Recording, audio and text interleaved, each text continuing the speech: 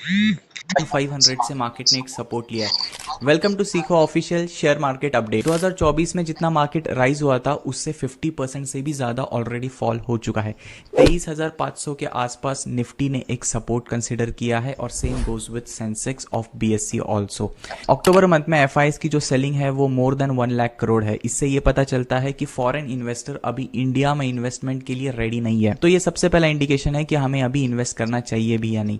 जैसे ही एफआईआईएस की इंडिया में इन्वेस्टमेंट बढ़ना स्टार्ट हो जाए, that is the exact right time जहां पे अभी हम एक्यूमुलेट कर सकते हैं इंडिया में। और इन्वेस्टमेंट भी कैसी करनी होती है, मान लो फॉर एग्जांपल आपको 1 लाख रुपीज इन्वेस्ट करने हैं तो आपको 25-25 करके 4 इंटरवल्स में इन्वेस्ट करना चाहिए, जिसे हम कहते हैं एक्यूमुलेशन फेज, जिसे हम एक इन्वेस्टर एक्यूमुलेट करता है अपना पैसा। ये तो चलो इंटरनेशनल का इशू है क्योंकि अभी ट्रंप इलेक्ट हो चुके हैं, जनवरी मंथ में ट्रंप ओथ लेंगे तो उसका इंपैक्ट हमारे डोमेस्टिक मार्केट पे भी आएगा। अभी आते हैं डोमेस्टिक मार्केट के कुछ की इंडिकेटर्स पे। उसमें सबसे 2 इंडिकेटर आता है। पहला आरबीआई की पॉलिसी। देखो आरबीआई ने जैसे ही रेट कट करना स्टार्ट कर दिया तो वो एक बूस्ट मिलेगा हमारे इकोनॉमी को भी। प्लस जो रिपोर्ट्स है, क्वार्टरली रिपोर्ट्स आएगा, वो क्वार्टरली रिपोर्ट्स अगर कंपनी के फंडामेंटली अच्छे आने लग जाए, that is also a signal कि जहाँ पे अभी हम इन्वेस्टमेंट शुरू कर सकते हैं। ये तो बात हो गई इंडिकेशंस की जो हमें मिलेंगे कि इन्वेस्टमेंट करना चाहिए भी या नहीं।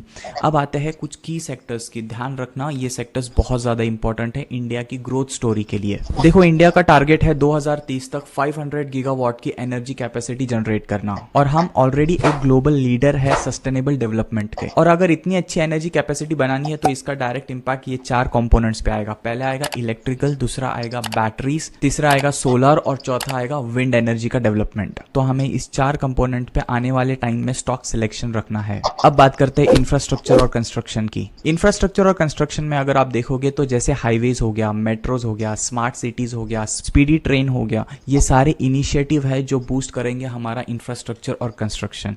तो हमें इस सेक्टर के स्टॉक्स को पकड़ के चलना है आने वाले टाइम में। एक सेक्टर है जो बहुत अच्छा पैसा बना के दे सकता है, जो कि है ऑटोमोबाइल सेक्टर। अगर आप देखोगे तो रिसेंट टाइम में एक शिफ्ट चल रहा है from petrol diesel to CNG to EV. तो ये जो शिफ्ट चल रहा है, इस शिफ्ट में बहुत सारी कंपनीज है जो कंपोनेंट भी सेल करती है, जो सब्सिडरी भी है बड़ी बड़ी कंपनीज की।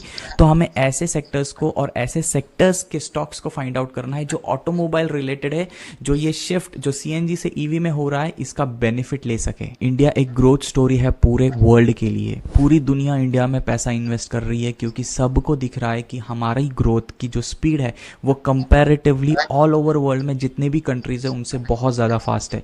और इसका बेनिफिट हमें उठाना है स्पेसिफिक सेक्टर्स के स्पेसिफिक स्टॉक्स में इन्वेस्ट करके। सो इसी वीडियो को आप